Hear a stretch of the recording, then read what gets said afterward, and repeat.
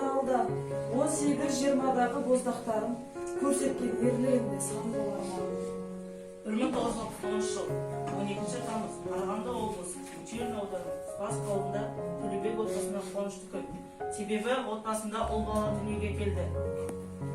Төлебек, балам, немерелі болдым. Сенің ізіңді жалғайтын, ұлт болашағын ойлайтын ат байлар дүниеге келді. Олар болса есімін өзің қойыңыз. Әке шешеңе серік бол деп, сенің есіміңді серік қойдым. Сенің атың серік, сенің атың серік, сенің атың серік. Серік отбасында зерек, намысшыл, шыншыл бала болды. Мінезі өте сабырлы. 1975 жылы Құрма орта мектебіне барды. Бойы аласа, көп науқастана беретіндіктен көбінесе ауруханада болады. 8 сыныптан бастап спортпен шұғылдана бастады. Әсіресе бокспен айналысуды қатты ұнататын, әскери адам болғысы келді. Спортпен өте жақсы шұғылданғандықтан бойы тез өсіп, дене бітімі мен бойшаңдығы жөнінен бізден оқ бойы озық болды. Спорттық жарыстарға оларға тең келетін қарсылас болмайтын. 10 сыныптан бастап ауған соғысына барып қатысуды қатты армандайтын. Тіпті бұл арманын өзінің алдына мақсат етіп те қойды. Досы Ерлан екеуі өзара әңгіме арасында: Досым сен осы неге ауған соғысына қатысып келеді? Досым, мен теледидардан ауған жеріндегі жаралы балалар мен олардың аналарын, қарттарды көргенде жаным шыдамайды. Оларға көмектескім келеді, оларды қорғағым келеді. Қалайда барамын. Ондай болса мен сенімен бірге барамын. досы Ерлан екеуі өзара серік беріп серіктесті. Әпкесі Венераға қонаққа келген Серік: Венера, мен ауған соғысына қатысуға өтініш бердім.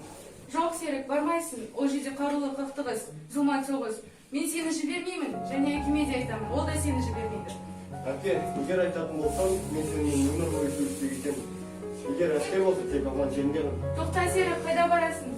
Үйден Серік шығып кетті. Венера әпкесі қанша қимаса да оны райынан қайтара алмады. Төлебек отбасына қошташы келді.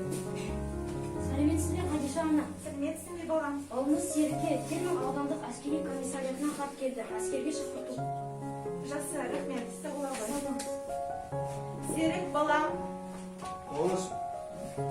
Балам, саған әскерден хат келіпті. Өз көршіңді абыроймен аман есен өтеткен. Жақсы.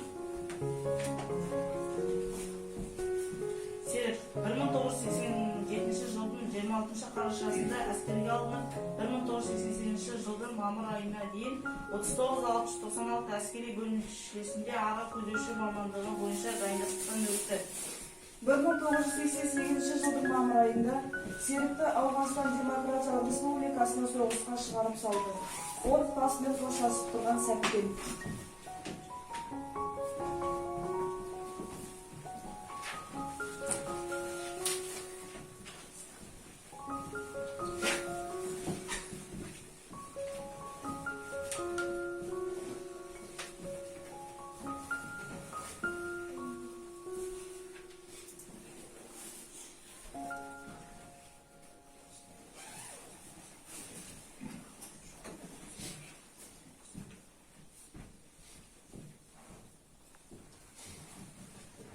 Жүрек балам, әскери болсын аман есен өтеткен.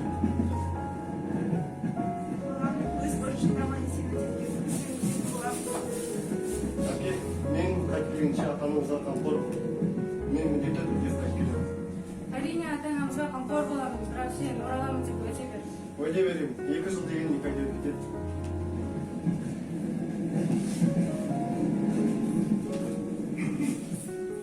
Ауған жері. Серік аға көздеуші болып, азық-түлік пен оқ-дәрі тасыған автоколонна өтетін автожолының учаскесін күзету жөніндегі міндетті атқарды. Уақыт өтті. Отбасына хат жазылды.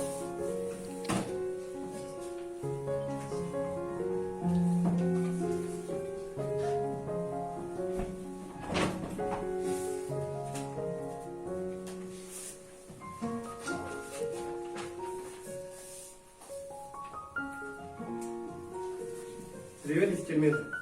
Здравствуйте, хорошие, родные мои. Как ваши дела? Как у мамы ноги? Не болеют? Мама, неужели вы меня не простили? Поймите, мне от этого нелегко. Простите меня, мама. Вот вернусь, и тогда вы меня сколько хотите ругайте. Я буду даже рад этому. Свой дом и вас всех я часто вижу во сне. Утром встаешь, как будто дома побывал. До свидания. Привет, ваш сын. Сей.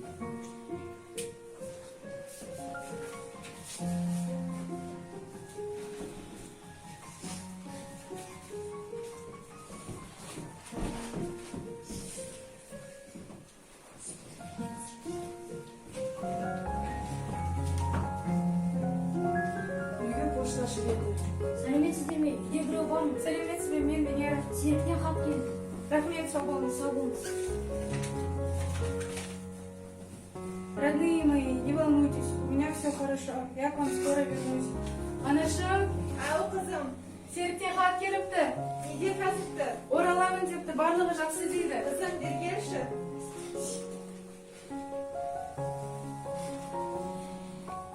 Бір мың 1988 жыл 2 маусым түнгі сағат 2 күнгі ұрыс басталып кетті.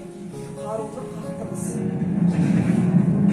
Осы сәтте ерлікті жан қиялап танытқан серікке оқ тиді. Жоқ, досым. Кім бар? Көліктесіңдер. Досым, қаш. Не бары 18 жастағы жұлдыз өшті. Үйге пошташы келді.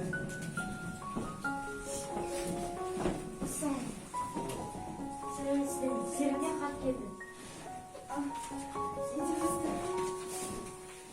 Спасибо, домой. Уважаемый Тургенев Шутаевич и Мусина Хадижа, с глубоким прискорбием отмечаем, что ваш сын, рядовой Алексей Васильевич Лебедович, выполняя боевое задание, верно военной присяге, проявив стойкость, может погиб.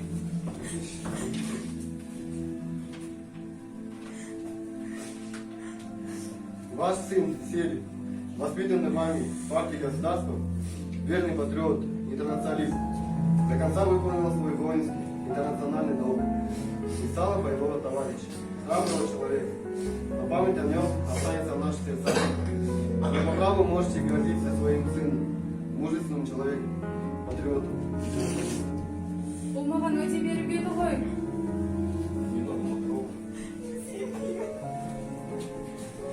Он 18 жастағы жұлдыз небәрі осы қысқа ғұмырында өзінің батыр есімін алып кетті.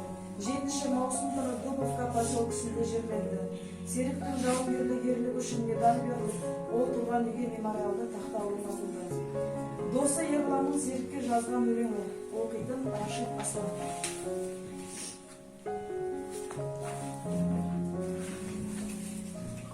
Не увижу тебя, друг, не услышу.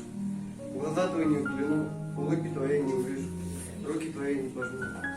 Не приникнем друг к другу в объятиях после долгой разлуки, ведь встречи не будет уже. Не смеяться нам больше вместе, и беседа душевных вестей. Не ты ли со мной, так было откровение, не я перед тобой открывал свою душу. И что же теперь? Жизнь идет, и время, но смерть поставила барьер.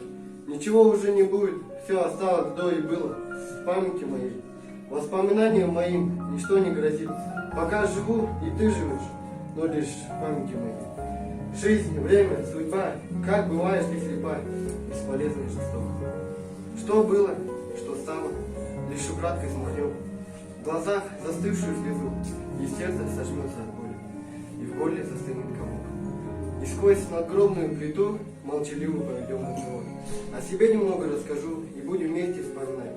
Только ты не говори, как свистели пули, как стоял ты насмерть в горах Кундуза, свои 18. Афганская пуля дважды бьет, сына убив, до матери дойдет, холодной болью сердце застыл, и отца, кого годы не брал, седою косой загнула горю. На 2 года тебя провожая, разве знать мы могли, что полгода отдав, ты вернешься в утробе черного дня?